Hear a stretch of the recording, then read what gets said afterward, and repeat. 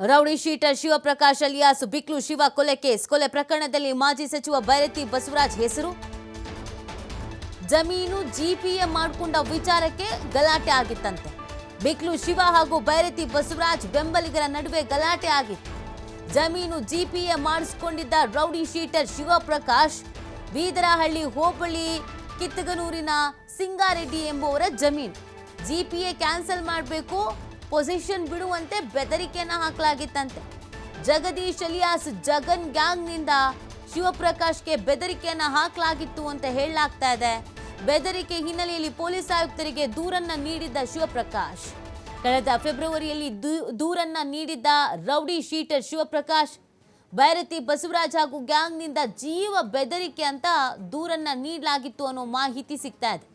ಬೆದರಿಕೆ ಹಾಕಿದ್ದ ವಿಡಿಯೋ ಸಮೇತ ದೂರನ್ನ ನೀಡಿದ್ದ rowdy sheeter Byrathi Basavaraj, Jagadish alias Jagga, Kiran ಸಹಚರರ ವಿರುದ್ಧ ದೂರನ್ನ ನೀಡಲಾಗಿತ್ತು.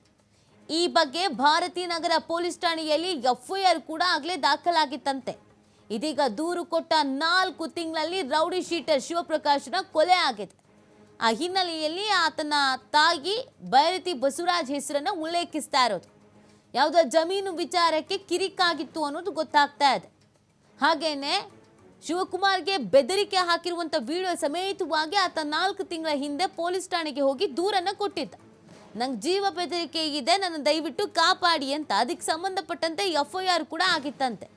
ಹಾಗಿದ್ರೆ ನಿಜವಾಗ್ಲೂ ಅದೇ ರೀತಿಯಾಗಿ ವೈಮನಸ್ಸಿನಿಂದಲೇ ಒಂದು ವೇಳೆ ಮರ್ಡರ್ ಹಾಗಿದ್ರೆ ಪೊಲೀಸ್ ಇಲಾಖೆ ಇಲ್ಲಿ ಮೈ ಮರ್ತಿತ್ತ ಅನ್ನೋ ಪ್ರಶ್ನೆ.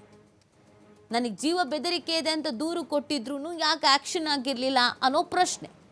ಇದಕ್ಕೆ ಸಂಬಂಧಪಟ್ಟಂತೆ ಬೈರತಿ ಬಸವರಾಜ್ ಏನು ಹೇಳ್ತಾರೆ, ಕ್ಲಾರಿಟಿ ಏನಾದರೂ ಕೊಡ್ತಾರಾ?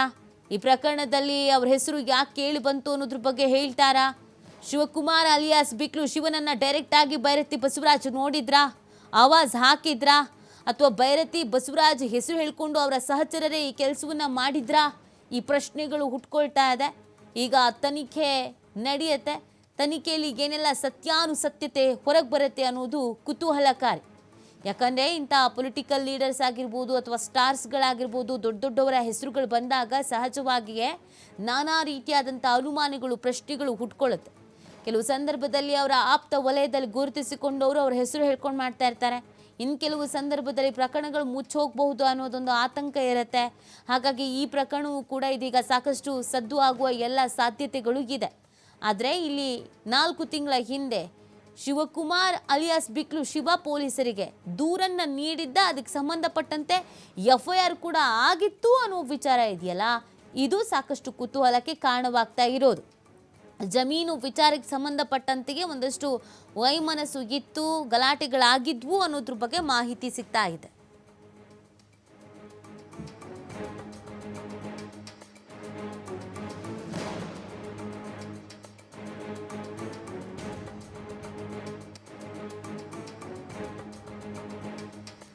ಈ ಬಗ್ಗೆ ಮತ್ತಷ್ಟು ಮಾಹಿತಿಯನ್ನು ನೀಡ್ತಾರೆ ನಮ್ಮ ಪ್ರತಿನಿಧಿ ಸಂತೋಷ್. ಈ ಪ್ರಕರಣದಲ್ಲಿ ಬೈರತಿ ಬಸವರಾಜ್ ಹೆಸರು ಕೇಳಿ ಬರ್ತಾ ಇರುವಂಥದ್ದು. ಸೊ ಈ ಹಿಂದೆ ಎಫ್ಐಆರ್ ಆಗಿತ್ತು ಅಂತೆಲ್ಲ ಹೇಳ್ತಾ ಇದ್ದಾರೆ. ಟೋಟಲ್ ಆಗಿ ಈ ಪ್ರಕರಣಕ್ಕೂ ಬೈರತಿ ಬಸವರಾಜ್ಗೂ ಏನು ಸಂಬಂಧ, ಯಾಕೆ ಇವ್ರ ಹೆಸರು ತಳ್ಕಾಕೊಳ್ತಾ ಇದೆ? ನೀತಿ ಏನು, ಶಿವಪ್ರಕಾಶ್ ಅಲಿಯಾಸ್ ಬಿಕ್ಲ ರೌಡಿ ಶೀಟರ್ ನಿನ್ನೆ ಕೊಲೆ ಆಗಿರುವಂತದ್ದು. ಆತನ ತಾಯಿ ಕೊಟ್ಟಿರುವ ದೂರಿನ ಆಧಾರದ ಮೇಲೆ ಈಗಾಗಲೇ ಬೈರತಿ ಬಸವರಾಜ್ ಏನಿದ್ರೆ ಅವ್ರನ್ನು ಕೂಡ A5 ಮಾಡಿರುವಂತದ್ದು. ಅಂದ್ರೆ ಬೈರತಿ ಬಸವರಾಜ್ ಅವರ ಅಸೋಸಿಯೇಟ್ಸ್ ಏನಿದ್ದಾರೆ, ಸೊ ಅವರ ಮುಖಾಂತರ ಅವರೇ ನಮ್ಗೆ ಹತ್ಯೆಯನ್ನು ಮಾಡ್ಲಿಕ್ಕೆ ಕಾರಣ ಅಂತ ಜಗದೀಶ್ ಅಲಿಯಾಸ್ ಜಗ್ಗ ಇರ್ಬೋದು, ಕಿರಣ್ ಇರ್ಬೋದು, ಮತ್ತೆ ಇತರ ಆರೋಪಿಗಳೇನಿದ್ದಾರೆ ಇವರೆಲ್ಲರೂ ಕೂಡ ನನ್ಗೆ ಥ್ರೆಟ್ನಿಂಗ್ ಅನ್ನ ಮಾಡ್ತಾ ಇದ್ದಾರೆ. ಇದಕ್ಕೆ ಬೈರತಿ ಬಸವರಾಜ್ ಅವರ ಕುಮ್ಮಕ್ಕಿದೆ. ಅವರ ಕುಮ್ಮಕ್ಕಿನ ಮೇರೆಗೆ ಪ್ರತಿ ಬಾರಿ ನನ್ಗೆ ಇವರು ಥ್ರೆಟ್ನ ಮಾಡುವಂಥದ್ದು, ಏರಕ್ ಬರುವಂಥದ್ದು, ಅವಾಜ್ಗಳನ್ನ ಹಾಕಿ ಹೋಗುವಂತ ಕೆಲಸಗಳನ್ನ ಮಾಡ್ತಾ ಇದ್ದಾರೆ. ಇವರೆಲ್ಲರೂ ಕೂಡ ರೌಡಿಗಳಿದ್ದಾರೆ ಮತ್ತೆ ಗೂಂಡಾ ಎಲಿಮೆಂಟ್ಸ್ ಗಳಿದ್ದಾರೆ. ಅದ್ರ ಜೊತೆಗೆ ನಮ್ಗೆ ಥ್ರೆಟ್ನಿಂಗ್ ಮಾಡುವಂಥದ್ದು, ಎಕ್ಸ್ಟ್ರಾಕ್ಷನ್ ಮಾಡುವಂಥದ್ದು, ಲ್ಯಾಂಡ್ ಗ್ರಾಬಿಂಗ್ ಮಾಡುವಂತ ಕೆಲಸಗಳು, ಮಾಫಿಯಾ ಇರ್ಬೋದು, ಇಲ್ಲ ಕ್ರಿಮಿನಲ್ ಚಟುವಟಿಕೆಗಳೇನಿದೆ ಎಲ್ಲದರಲ್ಲೂ ಕೂಡ ಭಾಗಿಯಾಗಿರುವಂತವ್ರು.